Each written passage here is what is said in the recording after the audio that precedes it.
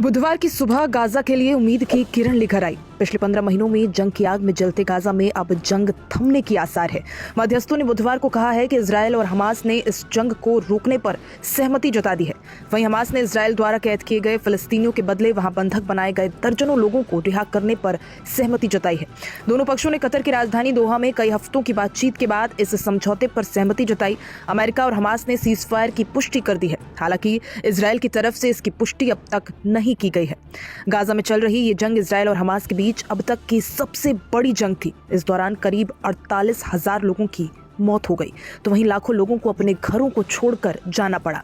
Gaza के कई इलाके मलबे में तब्दील हो गए हैं। संयुक्त राष्ट्र के अधिकारियों के अनुसार गाजा की 2.3 मिलियन की आबादी में से लगभग 90% लोग विस्थापित हो चुके हैं, तो लाखों लोग सीमा के पास शिविरों में भूख और बीमारी से जूझ रहे हैं।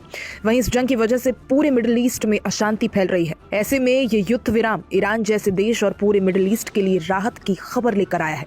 इस जंग के खत्म होने के कई मायने हैं। इजरायल ने क्या पाया क्या खोया, ये बात सच है कि इजरायल ने इस जंग में हमास की कमर तोड़ दी। इजरायल ने कई टैक्टिकल वार जीते, तो इस दौरान इजरायल ने हमास के कई टॉप कमांडरों को मार भी गिराया। यही नहीं, इजरायल ने ईरान पर सीधे हमले किए। हालांकि इजरायल हमास को खत्म करने में नाकामयाब रहा। इजरायल हमास द्वारा कैद सभी बंदियों को भी नहीं बचा पाया। युद्ध में इजरायल ने कई सैनिकों को खो दिया। प्रधानमंत्री बेंजामिन नेतन्याहू, जिन्होंने सभी बंदियों की वापसी का वादा किया था, अब बड़े पैमाने पर विरोध का भी सामना उन्हें करना पड़ रहा है। बंधकों के परिवारों सहित आलोचकों ने उन पर बंदियों की रिहाई से ज्यादा अपने राजनीतिक हितों को आगे रखने का आरोप लगाया। हमास के लिए क्या है विकल्प? इस युद्ध में हमास पूरी तरह बर्बाद जरूर हो गया, लेकिन संगठन अभी जिंदा है। हमास ने कई बार कहा है कि 7 अक्टूबर के हमले का मकसद दुनिया का ध्यान फिलिस्तीनियों की ओर आकर्षित करना था, और हमास को काफी हद तक इसमें सफलता भी मिली है। ये दुनिया का ध्यान आकर्षित करने में सफल रहा, लेकिन फिलिस्तीनियों को इसकी एक बड़ी कीमत चुकानी पड़ी है। गाजा के कई शहर तबाह हो गए हैं और स्वतंत्र देश का सपना पहले से ही कहीं ज्यादा दूर हो गया है।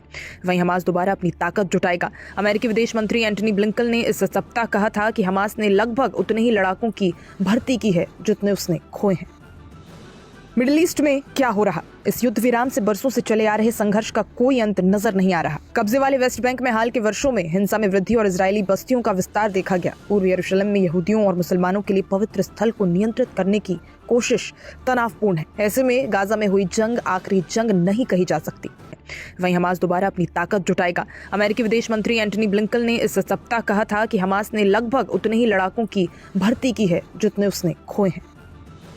मिडिल ईस्ट में क्या हो रहा? इस युद्ध विराम से बरसों से चले आ रहे संघर्ष का कोई अंत नजर नहीं आ रहा। कब्जे वाले वेस्ट बैंक में हाल के वर्षों में हिंसा में वृद्धि और इजरायली बस्तियों का विस्तार देखा गया। पूर्वी यरूशलेम में यहूदियों और मुसलमानों के लिए पवित्र स्थल को नियंत्रित करने की कोशिश तनावपूर्ण है। ऐसे में गाजा में हुई जंग आखिरी जंग नहीं कही जा सकती।